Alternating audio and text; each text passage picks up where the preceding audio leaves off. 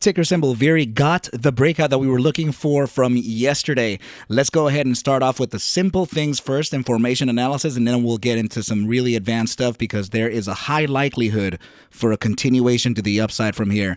What is up, you guys? Thank you so much for stopping by. Once again, this is ARCa coming at you with the ticker symbol VIRI, technicals, raw price action, and statistical threat of analysis on this Thursday. Before we get started, please make sure to subscribe to the channel, like the video, and share the video with a friend so that you and them could consider joining our trading community in Discord called ARCa Bulls. With that said, let's dive right into the charts. Okay, guys, so we are looking at VIRI on the 4-hour chart here, and yesterday we were speaking of this symmetrical triangle being the continuation formation after or during built during an uptrend, right? So if this formation is built during a downtrend, then that would be a continuation formation for the downside, okay? But however, both of them are still able to be played both to the upside or to the downside. It just so happens to be that the rule, per the traditional rules, is just that yes, while it can be played to the upside and downside, when it's built during the upside, it favors more the bulls. When it's built during the downside, it's favoring the bears, right? The bears. So now that we got that out of the way, you can see right over here that this was the line that we drew yesterday, literally implying that we would break out here, just like we said yesterday, right? And we got that breakout today, right? So even in this case, we actually did get a retest back of the support. And to tell you the truth, everything is looking just mighty powerful here. Everything is kind of suggesting an upside from here. However, I would have to express that sometimes there is a need to come back and validate the newly converted resistance into support before a continuation to the upside, right? It doesn't have to happen. I'm just saying that it is typical for breakouts to usually test back or come back and test their newly converted resistances into support. So in this case, we got a very clean breakout, very bullish candle here on the 4-hour. In fact, and even on the daily, everything looks good, right? So I just want to say that if there is a pullback that you would look for, it would be right around, you know what, let me get rid of that tool and actually put this, actually it would be a range. So it would be right about the top side of this candle here, right? So just like this, to about the top side of this candle here. Okay, so just like this is kind of a resistance zone that we can face. Potential pullback real quick before a continuation to the upside. I'm not showing anything in the indicators that would suggest that. In fact, everything is kind of gaining strength, right? You can see the minimization here of bear pressure. We're actually starting to increase buying pressure here. You can also see in stochastic momentum versus money flow index that the disbursement of returns inbound is actually on its way up. Stochastics, and this is the money flow, right? The histogram in the background. So you can see we're starting to get that second bar of blue. Another thing to notice here is that now the bulls have actually acquired strength and crossed over the bears, and the ADX, which is represented by this white dotted line, that is starting to show us that there could be a change in direction, right? So it was downside, downside, downside, and now we have a kink, right? So this kink right here is very likely to show that there is a favor towards the bulls. And actually one of the more important signals that I would have to consider, you guys, within specifically the 4-hour time frame is actually the stochastic momentum versus volatility profile, right? So please notice here that we have critical volatility starting to, come on, man, click on it. There we go. Starting to expand right from the 10th percentile. So this means that we have increasing volatility. The moving average is also suggesting the increase of volatility as well. When we have both of the volatility component represented by the spectrum line versus the moving average, when we have both of those pivoted towards the upside and beyond the 15th percentile or the 15%, paired with stochastic momentum with an upside pivot on primarily the EMA 3 and then the SMA 14, that usually leads to a pretty strong upside. Okay, you guys, and you can see that we're starting to get those signals now. Usually when we have a pretty powerful signal like this, this tends to bleed and cascade into the next time frame. So in this case, you can see the 6-hour time frame has it. There you go. Critical volatility here. Upside pivot crossing on the RSI above the 14-day simple, right? And let's look at the 8-hour. That's where it starts to get a little bit slower, right? So we're starting to get some incline here as well. We're at resistance from the 8-hour SMA 14, which is why I'm saying that we could potentially face a little resistance here before a quick pullback, validate our newly converted support, resistance into support, then take off, right? Even in the 12-hour time frame, you can see that we still have a little bit of resistance here, but to tell you the truth, that resistance on the 12-hour really does seem like we would be resisting from this target here at about 209. So now that target of 209 is very reminiscent of a few things, okay, you guys? So let's go ahead and continue on the analysis here and touch down why, okay? First of all, 209 is in direct correlation here with the 618 at 206, which is what we spoke of yesterday upon the breakout of this symmetrical triangle, okay? So you can see right over here that we have that 206 to now a 209 per the psychological target or price objective from the triangle. So we can easily draw a little bit of a resistance like this. What was it? 20, man, hate it when I forget that. So that's a 209, right? My apologies, you guys. So let's go ahead and just make sure that we can get that 209 drawn in perfectly there, just so that we know that this is a relevant area of temporary resistance that we can face. Not only that, you guys, it's just it's not only the price objective of this triangle that we're facing, but it's also the golden mean, the 618. The 618 ratios in the Fibonacci sequence is actually something that the traders like to take the price to, right? Please notice here that we actually crossed upside of the 618. We validated, and we're taking off. So the power of the 618 targets, the 618 ratio, they are relevant, you know, to the price action today in trading. In fact, in natural sciences and all kinds of different things too. All right, you guys. So let's go ahead and touch down with some very, very awesome news here. Okay, you guys. So I mean, we got that upside today. Notice we have right here the exponential moving average 3-period and the 14 SMA pivoted towards the upside. Let me just make this a little bit bigger so that we can see, right? Please notice that we are well within the gravitational zone of the bullish control zone in the stochastic momentum indicator. Okay, this usually gets us to be propelled to the upside, and it just so happens to be that we are in critical volatility as well. So historically speaking, I have taken note of that criteria in specific. Anytime that we have crossed into the critical volatility zone or critical expansion in this point within the 90 percentile and started a contraction phase paired with an upside pivot of stochastic momentum, I have taken note of every iteration on the 5-day time frame throughout the entire trading history of the VIRI asset. And here, these are the samples, and here's the data set. Okay, please notice that we have 5 of 5 iterations, giving us an average upside accuracy of 100% with an average upside thrust of 64.76% when this signal fired, which was actually right at this candle here. So this was about 15 days ago, around 20 days ago, right around there, right? We got that firing of the candle. The 64% move to the upside already met about a few days ago, right? So now we are just about to hit that same target again, the same 64.76% right there. Okay, you guys. So the mean is taken care of. Now, to further our analysis, to better understand where the probabilities can land, we use statistics, okay? So not that I'm not using it already, because yes, I am. This is the mean, right? So now from the mean, we're able to calculate the standard deviation from this, which would be where 68% of the results land. So let's go ahead and take a look at that now.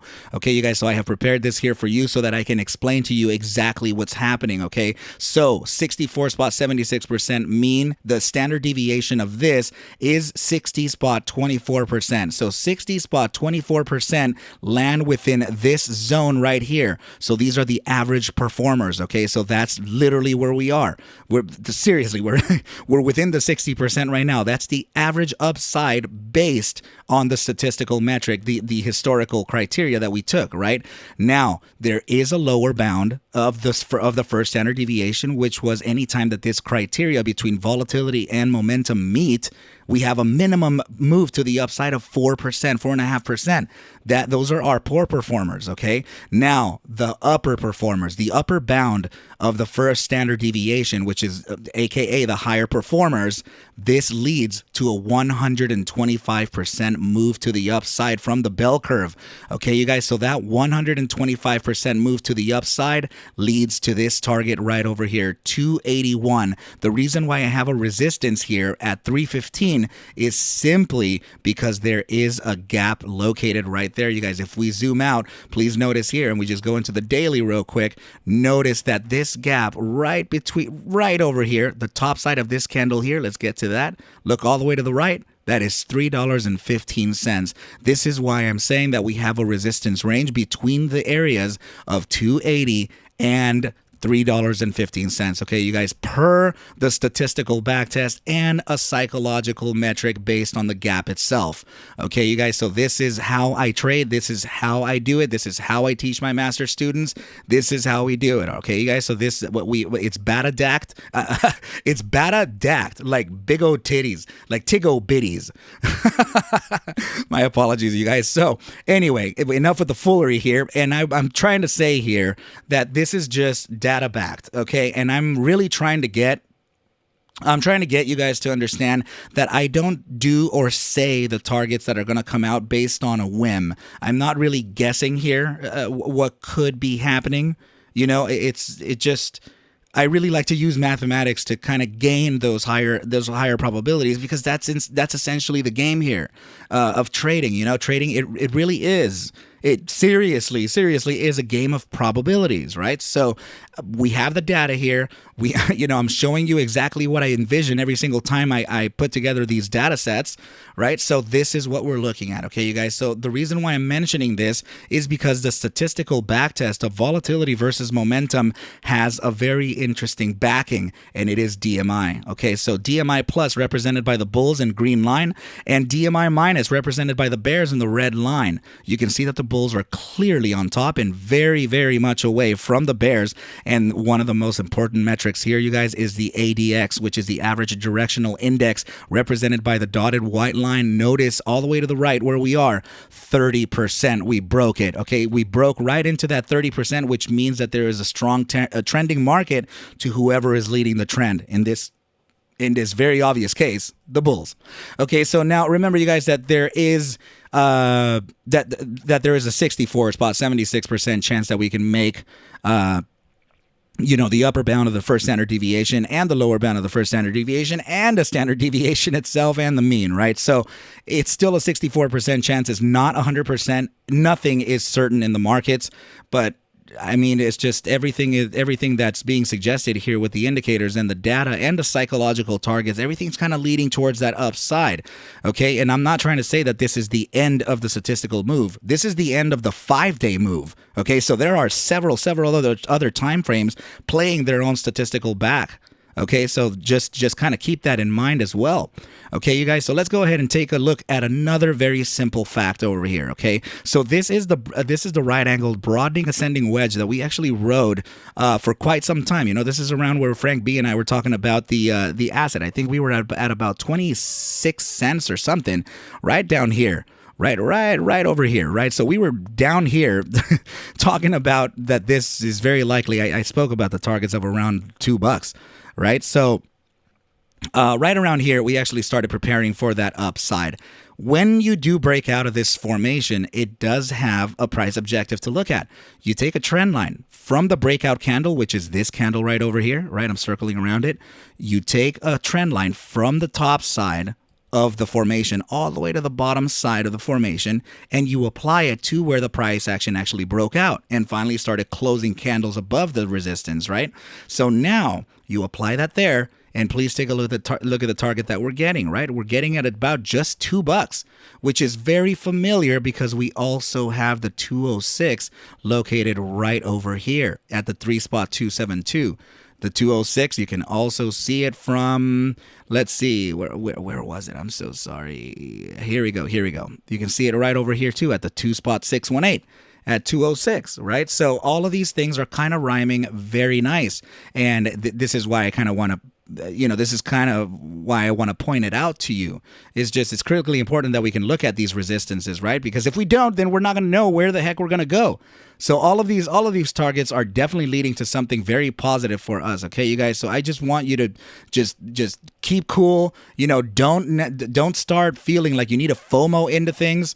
And yeah, okay, so this is the 3 spot 272. We're looking at about 206. We can also make that little box just like we've done, right? So just like this, we'll go ahead and take the area of resistance, and now we know that this is an area that we can stop at, right? So now talking about the what everybody's kind of like hyping about now, right? We're speaking of the 200-day moving average crossing above the 50-day simple moving average, which are these two moving averages here. This is the 200 and this is the 50.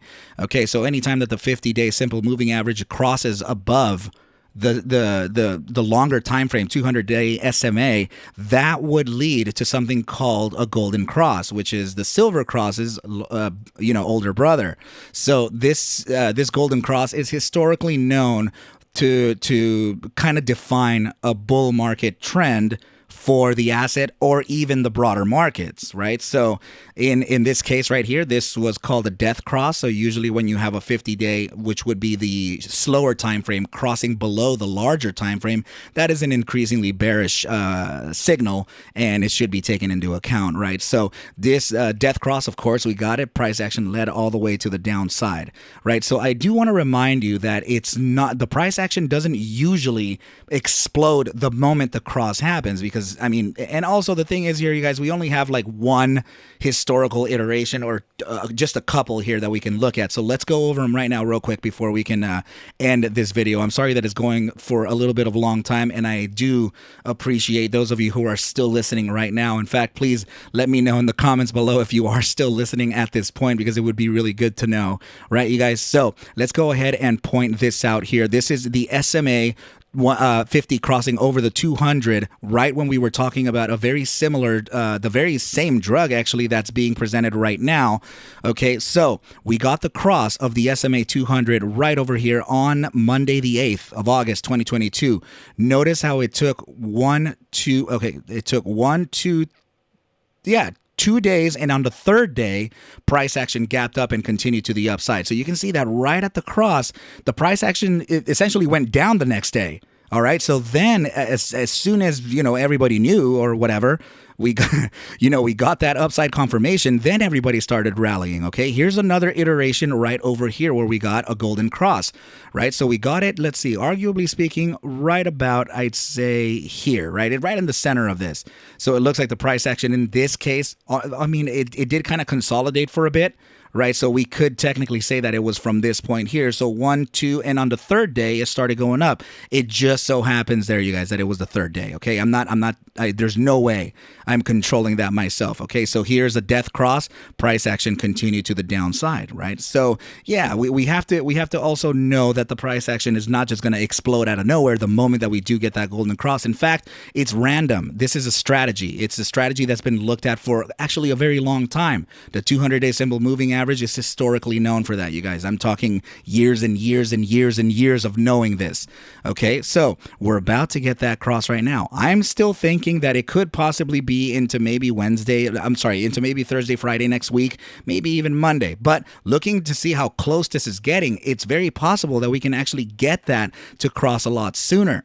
Right, so I just want to let you know that it shows in the price action that people are anticipating this very long awaited golden cross. Okay, so if I'm thinking that we can get that upside all the way to the area of about $2, and like I said, $2.09, $2.06, potential retracement back to test the SMA 50, which could be located right around this area or even slightly lower, right? So I do have the support ranges for us to look at, and that's only to validate it, because that's exactly what happened, right? We got that cross to the upside, we got that huge boost to price action, capitulation, tested the SMA 50, continuation to the upside.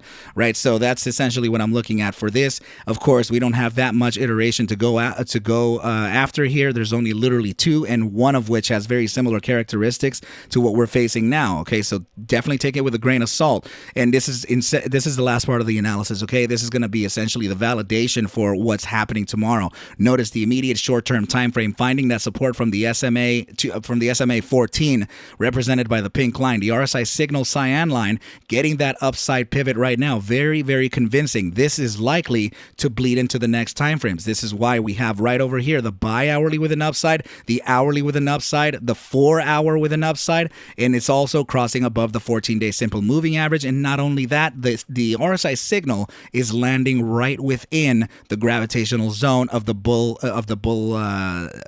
weakness percentile. Okay, so now notice that the 8-hour time frame, we already spoke about this. We're at resistance, potential little short-term retracement, followed by the daily also getting that little short-term retracement. It's okay. It's a natural ebb and flow, you guys. But what we are noticing is that all of these shorter time frames with their upside pivots are starting to influence the upper time frames. Notice the 3-day with a very strong upside pivot, and the 5-day continuing that very, very impulsive upside. I'm liking what I'm seeing for ticker symbol VIRI. Please remember, first and foremost, that I am not a financial advisor. Take whatever I do show and iterate within these videos as just a form of entertainment, as I cannot suggest for you to buy, sell, or hold any assets whatsoever. Okay, you guys, I need you to do your own due diligence and everything will be cool. But with that said, I wish you well, a very, very good night, and I will catch you at the bell mañana. Adios.